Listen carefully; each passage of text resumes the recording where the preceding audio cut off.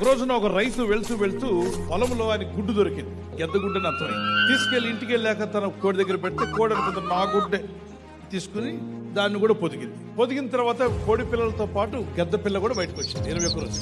ఈ పిల్లలన్నీ నడుస్తున్నప్పుడు కోడి చెప్తుందట, ఏమే పిల్లలారా జాగ్రత్త, మన ఎత్తు ఎగరలేం, మన ఎత్తు అంతా ఇంతే, కాబట్టి బాగా ఎగరడానికి ప్రయత్నం చేయకండి. రెక్కలున్నాయి కానీ మన రెక్కలు ఆకాశంలో ఎగరడానికి పనికిరావు, మన ఎత్తు ఇంతే అంటూ దాని మైండ్ సెట్ అంతా కూడా తల్లి చెప్తున్నట్టుగా ఈ గెద్ద పిల్ల కూడా తల్లితో చూస్తూ నడుస్తూ ఉంది. కోడి పిల్లలన్నీ ఎలా తింటే అలాగే తినాలని చెప్పి ఇది కూడా తింటుంది.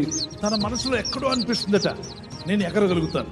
పెరుగుతున్నప్పుడు దాని రెక్కలు పెరుగుతున్నాయి, నేను ఎగరగలనేమో కదా అంటే తల్లి చెప్తాను, నోర్మోయ్ నువ్వు ఎగరలేవన్న సంగతి నాకు తెలుసు. పక్కన ఉన్న పిల్లలన్నీ అన్నాయట, నేను ఎగురుతాను అంటే నువ్వు ఎగరలేవు, మాకు రెక్కలున్నాయి నీకు రెక్కలున్నాయి, మనం ఎప్పుడు ఇంతే. ఆ మైండ్ సెట్ తో ఉండిపోయి, ఆ మైండ్ సెట్ తోనే గెద్ద పిల్ల కూడా ఉండిపోయి. ఒక రోజున ఒక గద్ద ఎగురుతూ గట్టిగా పిలిచిందట, గద్ద పిల్ల నువ్వు నాలాగా ఎగరగలవు, మా అమ్మ చెప్పింది ఎగరలేనని.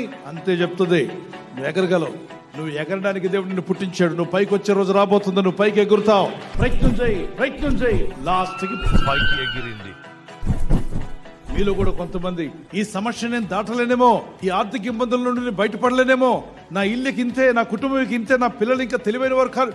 ఆపో, సోఫా సెట్ మార్చకపోయినా, టీవీ సెట్ మార్చకపోయినా, మీ ఇంట్లో జ్యువెలరీ సెట్ మార్చకపోయినా, మీ ఇంట్లో ఉన్నటువంటి ఏ సెట్ మార్చకపోయినా, మైండ్ సెట్ ఒకటి మారితే నువ్వు జయించగలుగుతావు, నువ్వు పైకి వస్తావు, నువ్వు ఫలిస్తావు. అలా నువ్వు ఆలోచించు. గొప్ప విషయాలు మీరు సాధించుదురుగాక. యెహోవా కొరకు ఎదురు చూచువారు నూతన బలం పొందుదురు, వారు పక్షిరాజు వలె రెక్కలు చాపి పైకి ఎగురుదురు.